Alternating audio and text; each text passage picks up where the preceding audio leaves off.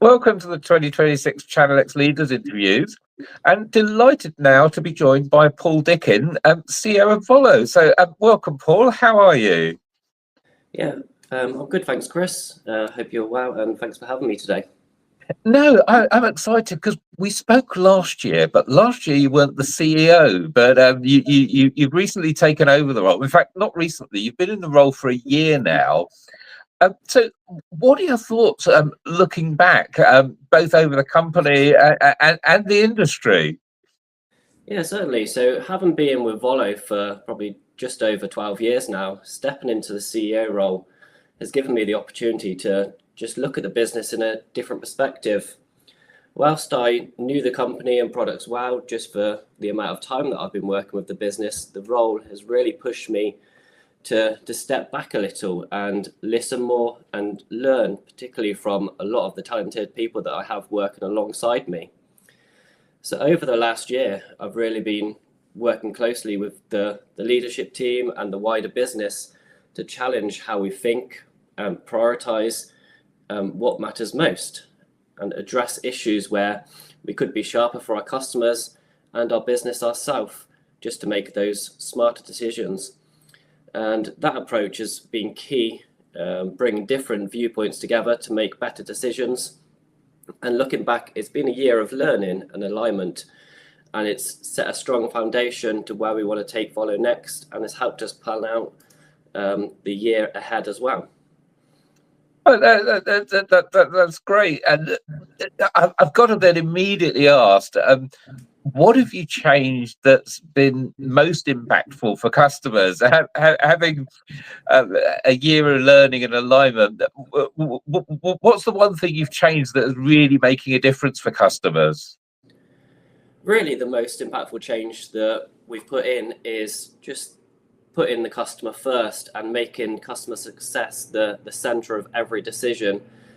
Looking back, I've obviously worked in many roles, from being on first line support all the way up to the role I'm in now. So I believe adding that experience and that way of thinking just allows us to align the product development, support and strategy around the real world challenges that our customers are seeing. And practically as well, doing stuff like this has helped us improve our onboarding, strengthen our account management approach, and prioritize the platform enhancements that help reduce complexity for our customers and also help them on their day-to-day flow. Even doing a very simple change, which may look minimal to many customers, but it can have a huge impact to the day-to-day flow for a specific seller and save them maybe 10-20 clicks of the system, which just helps them use the system in a better flow and just helps them be more productive in their day-to-day role. Yeah, and saving those clicks, I know even the smallest things sometimes can make an absolute massive difference when you're doing it, even if it's just on a daily basis. But if you're doing it multiple times a day, being able to just do one click instead of half a dozen clicks, it's the time savings, and it's why people come to businesses like Volo in the first place, to manage their multi-channel sales. So on the same kind of subject, what are your plans for 2026? How will that impact your current client base, and why should potential new customers be excited about it? Yeah, so 2026 for Volo and for our customers is all about scaling. So focusing with the brands and retailers that we work with already or potential new clients, and just help them keep operational control and profitability of their business. So we're investing heavily on our side on platform performance and just working on deeper marketplace integrations, so then our customers that we have can confidently expand into new channels or territories that they haven't done before. Yeah.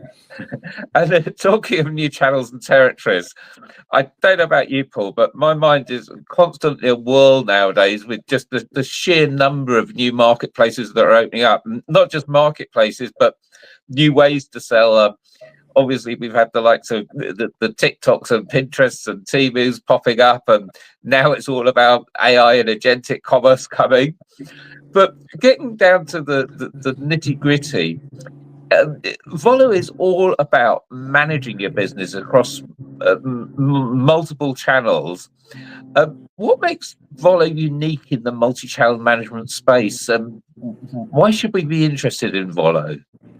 Yeah, certainly. Great question. So I think how we've always answered this question before and how we always sit is Volo is in a sort of unique position. So it's a position between flexibility and control. So many tools out there are either lightweight or only really offer a standard configuration with minor customization that you can make on the platform. So Volo prides itself to be able to build a platform that handles enterprise level complexity while remaining usable day to day. So our strengths lie from that inside product customization, deep marketplace functionality, inventory accuracy at scale, and the ability to manage high volumes and multi-territory operations without compromising performance. So like I've mentioned previously, it's just adding those little tweaks to customers to be able to streamline their processes, make the system how they want to process it, because every business is different. Not everyone is going to want to follow the same process to run their day-to-day operations.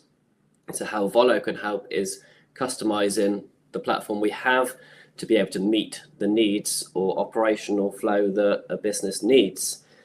And all these points are topped off with our comprehensive reporting system, which can provide the insights and the insights into any business that wants to monitor their numbers.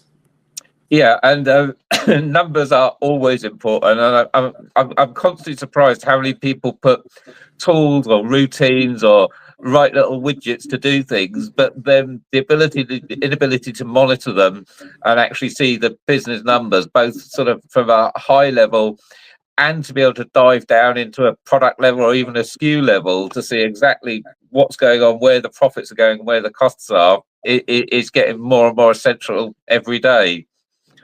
But looking ahead, we're still relatively close to the start of 2026. What are your predictions for the year ahead? What do you think is going to be shaping commerce in 2026? Yeah, so I guess everyone talks about it. AI has become the big one. Yeah, it's become more embedded across all of the multi-channel commerce sites. So I think it would be increasingly added into the likes of the marketplaces, the different web stores, and it will allow tools like ourselves to be able to produce dynamic pricing, inventory optimization, and allow sellers to scale efficiently while protecting their margins as well. And we'll also see a continued expansion into the marketplaces. As you've seen for the last couple of years, marketplaces are popping up here, there, and everywhere. So alongside the established marketplaces that have been running for over 10, maybe 20 years now, we get these newer, more specialized marketplaces emerging that are often specific to categories or looking to try and move to new sellers. So we just need to be wary of those ones coming up and see which ones align correctly with our internal roadmap. So going on to our roadmap, we'll just be focusing on building some AI-driven capabilities into the system, and also looking to rapidly support any of these evolving marketplaces or emerging marketplaces that introduce themselves into the coming year. And then our goal is simple for this, is just help our customers adopt these new channels with confidence as well, and help them with some intelligence automation in the system and also the reporting platform to help them grow sustainably and safely as well. Oh, a lot to take in there, but what I've always loved about Volo is the kind of the intelligent automation that does make retailers' lives not just easier, but actually makes them possible. but also combining that with the reporting. And I know your reports cover just about every metric that you could measure, if you want to dive down that deeply into them. So looking like a huge year ahead, and I have to say congratulations on surviving your first year as CEO. I know it's a big step to working within a company in various different areas over the last 12 years you've worked. I know everything from the product to the customer to you name it. But first year as CEO, looking like it's been a success, and looking forward to 2026 and hearing hopefully next year what you've been up to there. So thanks so much for your time, Paul. Yeah, thank you, Chris, and thanks for the time today. It was greatly appreciated.